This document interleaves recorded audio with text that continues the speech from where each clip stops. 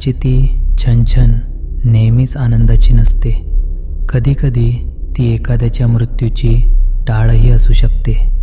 Telling टेल्सच्या आजच्या भागात आपण अशाच एका शापित पेंजनांबद्दल ऐकणार आहोत, ज्यांनी एका तरुण मुलीला मृत्यूच्या दारापर्यंत कसं खेचून नेलं. चला तर मग.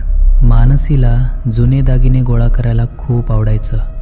साधारण महिन्यापूर्वी तिने एका जुन्या सराफाकडून चांदीचे 2 नक्षीदार पेंजन विकत घेतले होते. ते पेंजन दिसायला साधे नव्हते. त्यावर खूप जुन्या पद्धतीचं कोरीव काम होतं. मानसीने जेव्हा ते पहिल्यांदा आपल्या पायात घातले तेव्हा तिला एक विचित्र थंडी वाजून आली, पण तिने त्याकडे दुर्लक्ष केलं. पण खरी दहशत त्याच रात्री सुरू झाली. रात्रीचे 12 वाजले असतील. मानसी गाढ झोपेत होती. अचानक तिला तिच्या खोलीत पेंजनांचा आवाज ऐकू येऊ लागला.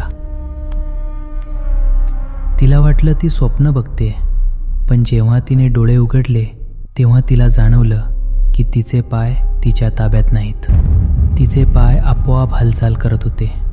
जणू कोणीतरी तिचे पाय दोरीने ओढत होतं. मानसी बेडवरून खाली उतरली आणि खोलीतच गोलाकार फिरू लागली. तिला थांबायचं होतं, पण तिचे स्नायू तिच्या आज्ञेत नव्हते. तिचे पाय वेगाने जमिनीवर आपटत होते.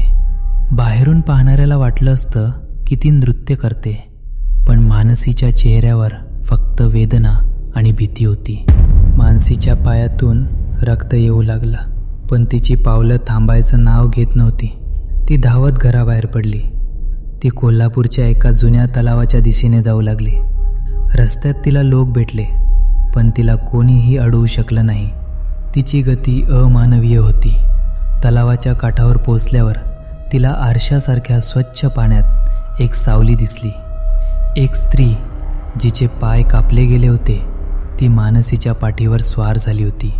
तिने मानसीच्या कानात कुजबूज केली. तुझे पाय आता माझे आहेत, आपण सोबत जाऊया. मानसीने तलावात उडी मारली. पाण्याखाली गेल्यानंतरही तिला त्या पैंजनांचा आवाज ऐकू येत होता. सुदैवाने तिथल्या काही मच्छीमारांनी तिला वेळेत बाहेर काढलं, पण जेव्हा तिचे पाय तपासले गेले तेव्हा त्या पैंजनांनी मानसीच्या त्वचेला इतक्या घट्ट विळखा घातला होता की ते कापून काढावे लागले. नंतर असं समजलं की ते पैंजण एका जुन्या काळातल्या लावणी कलावंतीचे होते. तिच्या प्रियकराने लग्नाला नकार दिल्यावर तिला पायात हेच पैंजण घालून नाचायला भाग पाडलं होतं, जोपर्यंत तिचा श्वास सुटला नाही. मरताना तिने शाप दिला होता की हे पैंजण जो कोणी घालेल त्याला माझ्यासारखंच मृत्यू येईपर्यंत नाचायला लागेल. तर मित्रांनो, जुन्या वस्तूंसोबत त्यांचा इतिहासही आपल्या घरात येत असतो.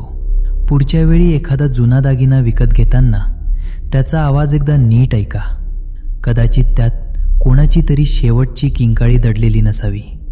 तुम्हाला ही कथा कशी वाटली कमेंट्समध्ये नक्की सांगा. उद्या पुन्हा भेटूया अशाच एका थरारक अनुभवासह. तोपर्यंत ऐकत रहा टेलिंग टेल्स.